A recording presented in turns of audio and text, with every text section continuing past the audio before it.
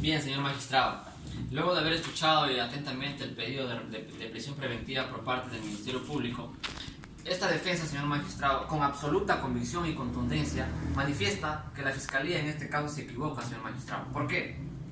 Porque en esta audiencia, señor magistrado, fíjese usted que la Fiscalía pretende que en este acto se convierta en un acto totalmente arbitrario en contra de mi defendido, señor magistrado. En efecto, esta defensa no niega de que lo que sucedió con la señora Elizabeth sea un acto totalmente lamentable. Muy por el contrario, señor magistrado, consideramos que se debe hacer justicia y que se castigue con todo el peso de la ley al responsable. Por eso es que, señor magistrado, el Ministerio Público, con meramente subjetividades, pretende atribuir la culpabilidad a mi patrocinado de la comisión del delito. Es más, señor magistrado, parece que el Ministerio Público está contando un cuento totalmente fantasioso, sin ningún elemento objetivo, señor magistrado. En cuanto al primer elemento, señor magistrado, está el dictamen pericial número 102/2017, en la cual se observa claramente, señor magistrado, que las fotografías de la chapa ubicadas en la puerta trasera del inmueble se encuentran totalmente forcejeadas, señor magistrado, y forcejeadas desde el exterior hacia el interior. ¿Eso qué demuestra, pues, señor magistrado? Que alguien ingresó por la puerta trasera de manera forzosa. ¿Para qué? Para acabar con la vida de la señora Elizabeth. Además, señor magistrado, mi patrocinado contaba con la llave de su casa. Toda persona cuenta con llave de su casa. ¿Por qué ingresaría por la parte trasera de su inmueble, señor magistrado? El elemento de convicción presentado por la Fiscalía, señor magistrado, cuenta con las prendas manchadas totalmente de sangre o ensangrentadas de mi patrocinado, es decir, su pantalón y su polo, además del cuchillo. Pero, señor magistrado, eso la Fiscalía pretende hacernos creer que eso fue objeto del asesinato de la señora Elizabeth. Pues aquí esta defensa va a demostrar, o estamos demostrando, señor magistrado, que esa sangre le corresponde a él. ¿Por qué, señor magistrado? Porque en la declaración de su compañero de trabajo, en la cual señala detalladamente de que él en ese momento sufrió un accidente en su trabajo. ¿Con qué? Con un cuchillo, y se cortó la mano. Y con eso se manchó totalmente de sangre su ropa, señor magistrado. Así de puntual y sincero. Tercero, señor magistrado, la declaración del menor Rodolfo. El menor cuenta de manera tan detallada, un menor de edad, tan detallada, cómo es que vio a su mamá morir cuando alguien le apuñalaba por la espalda y le degollaba, señor magistrado. Esta declaración está totalmente desacreditada, señor magistrado, por esta defensa. ¿Por qué? Porque tenemos la cámara, la cámara de seguridad, en la cual claramente señala la hora y la fecha en la cual mi patrocinado se encontraba trabajando. Por la cual, señor magistrado, es imposible que quien haya dado muerte a la señora Elizabeth haya sido mi patrocinado, sino una persona ajena o tercero, señor magistrado. Declaración de señora Cecilia Margarita, la señora policía. La señora policía había recibido la llamada del señor Alan. Ella en su declaración cuenta, además de manera muy detallada, señor magistrado, cómo una persona cuando llama o cuando es culpable, llama de manera anónima. En este caso, señor magistrado, mi patrocinado llamó sin ningún acto de anonimato. Es más, se identificó como Alan. Es más, llamó desesperado porque había encontrado en la casa a su mujer muerta y degollada, señor magistrado. Un acto totalmente desesperado. Declaración de Tania Mendoza. Esta declaración es totalmente contundente, señor magistrado, porque la señora vecina de la señora Elizabeth cuenta de manera detallada que a las 8 aproximadamente o 9 aproximadamente escuchó discusiones en su casa.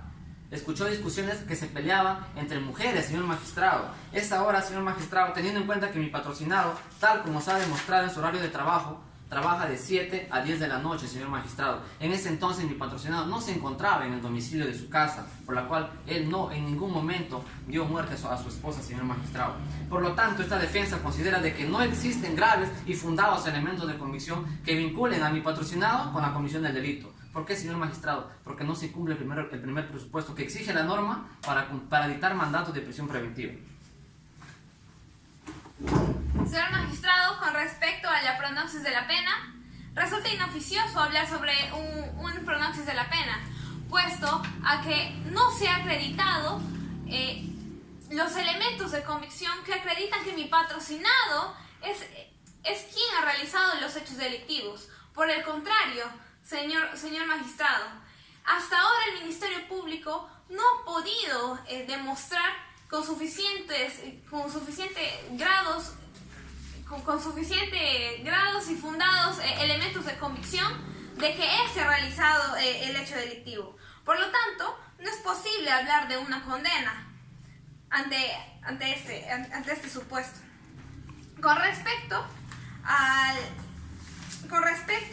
peligro procesal, tendría que hablarse sobre el peligro de fuga.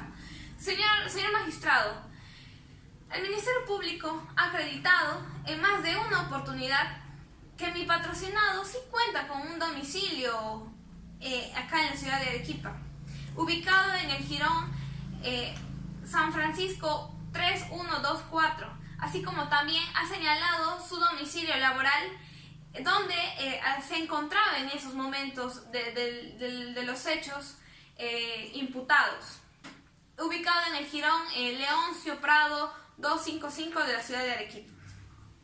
Asimismo, señor juez, tuviera que hablar sobre la magnitud del daño causado y la actitud que ha tenido mi patrocinado ante estos hechos de investigación. Por el contrario, señor magistrado, el Ministerio Público en ningún momento ha acreditado que mi patrocinado ha hecho algún peligro de obstaculización con el proceso. Por el contrario, nunca ha destruido, ni ha modificado, ni ha falsificado elementos de convicción, como se puede observar. Así también, el Ministerio Público tampoco ha acreditado que éste haya influido con los testigos o los peritos, o que éste ha inducido a realizar ciertos comportamientos. Por el contrario, señor magistrado,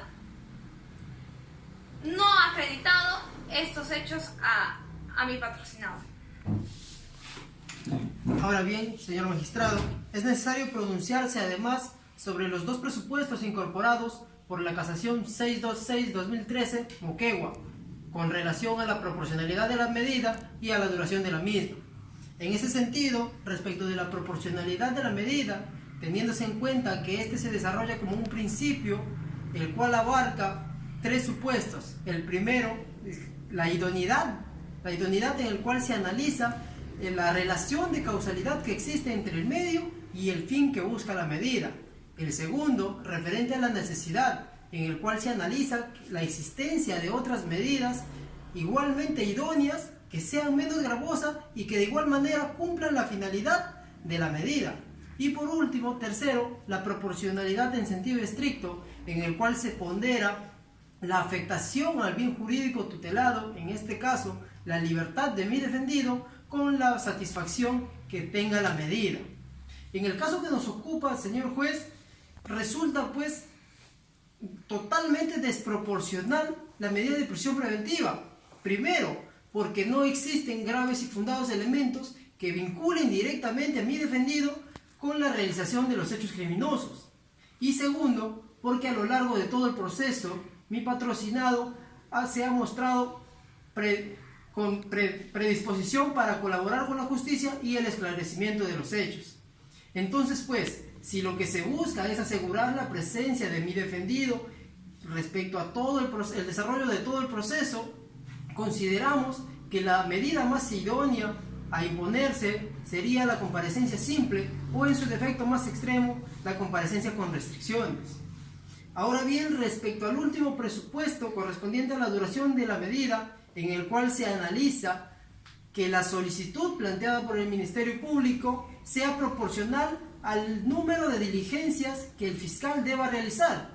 En ese sentido, en el caso que nos ocupa, el Ministerio Público no solo no detalla cuáles son aquellas diligencias que aún debe realizar, ni cuál es el fundamento de su solicitud, sino que de los mismos actuados puede verse que a la fecha ya se han realizado la mayor cantidad de diligencias posibles para esclarecer los hechos, por lo que resulta innecesario e irrazonable el plazo solicitado por el Ministerio Público.